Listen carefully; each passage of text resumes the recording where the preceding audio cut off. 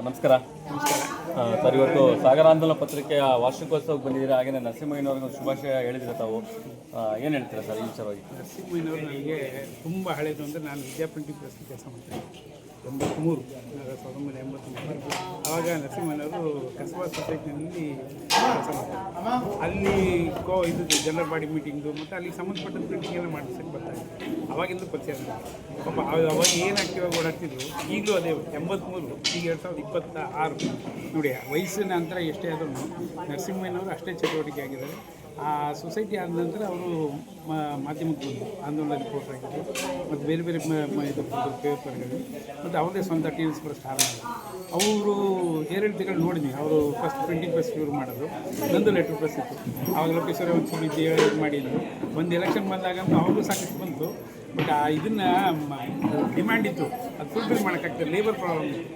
ಆವಾಗಂದಷ್ಟು composing ಇದ್ದದ್ದೆಲ್ಲ ನನಗೆ ಕೇಳ್ತಿದ್ರು ಹೆಂಗಿದೆ. Actually ಅವ್ರಿಗೆ ಫಸ್ಟು ಇನ್ವಿಟೇಷನ್ ರೇಟ್ ತಗೊಳ್ಳೋಕ್ಕೆ ಗೊತ್ತಾಗ್ತಿಲ್ಲ ಹೆಂಗೆ ಅಂತ ಅಂದ್ಬಿಟ್ಟು ಕೇಳಿದ್ರು. ನಮಗೆ ಗೊತ್ತಿಲ್ಲ, ನಾನು ಪ್ರಿಂಟಿಂಗ್ ಪ್ರೆಸ್ ಎಲ್ಲ ಸಾಕಷ್ಟು ಹೇಳಿದ್ದೆ. ಒಳ್ಳೆ ಸ್ನೇಹಿತರು. ಆ ಕಾಲದಿಂದ ಇವತ್ತವರೆಗೂ ಅದೇನು ಸ್ನೇಹ ಆಯಿತು ಅದೇ ಸ್ನೇಹ ಉಳಿಸ್ಕೊಂಡಿದ್ದಾರೆ. ಅವರು ಮಾಧ್ಯಮದಲ್ಲಿ ಇರೋವರೆಗೂ, ನಾವಿರೋವರೆಗೂ ಅವ್ರ ಜೊತೆ ಇದೇ ರೀತಿ ಪ್ರೀತಿ ವಿಶ್ವಾಸ ಹಂಗೆ ಇರಲಿ. ಅವರು ಇನ್ನೂ 100 ಕಾಲ ಚೆನ್ನಾಗಿ ಬಾಳಲಿ.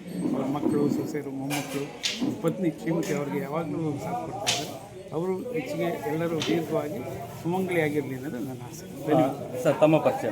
ಲೋಕೇಶ್ ಅಂತ ಅಂದ್ಬಿಟ್ಟು ನಾನು ಜಿಲ್ಲಾ BJP ಕಾರ್ಯಕಾರಿಣಿ ಸಮಿತಿ ಸದಸ್ಯ ಹಾಗೂ ಮಾಜಿ ಪುರಸಭಾ ಸದಸ್ಯ ಮತ್ತು ಗ್ರಾಹಕ ಚಟುವಟಿಕೆಗಳಲ್ಲಿ ಸಕ್ರಿಯವಾಗಿ ಸರ್, ಹಾಗೆಯೇ ಇವತ್ತಿನ ಒಂದು ವಿಚಾರ, ಹಲವಾರು ಗಣ್ಯರು ಜಿಲ್ಲಾ ಕನ್ನಡ ರಾಜ್ಯೋತ್ಸವ ಪ್ರಶಸ್ತಿ ಕೂಡ ಭಾಜನರು ನರಸಿಂಹಯ್ಯನವರು ಅಂತಾರೆ. ತಮ್ಮ ಅಭಿಪ್ರಾಯ ಸರ್? ಅವರು ಇದಕ್ಕಿಂತ ಹೆಚ್ಚು ಜಿಲ್ಲೆಗೆ ಸೀಮಿತ ಆಗಬಾರ್ದು, ಅವರಿಗೆ ರಾಜ್ಯ ಪ್ರಶಸ್ತಿ ಬರಬೇಕು. ಅದಕ್ಕೇನು ಸಾಧ್ಯ ಅದನ್ನು ಅವರು ಫಾರ್ವರ್ಡ್ ಮಾಡ್ತಾರೆ. ರಾಜ್ಯ ಮಟ್ಟದಲ್ಲಿ, ಸ್ಟೇಟ್ ಲೆವೆಲ್ ಅಂದರೆ ವಿಧಾನಸೌಧ ಮಟ್ಟದಲ್ಲಿ ನನಗೆ ಈ ಮುಂಚೆ 2000 ಮಣಿವಣ್ಣನ ಪರಿಚಯ.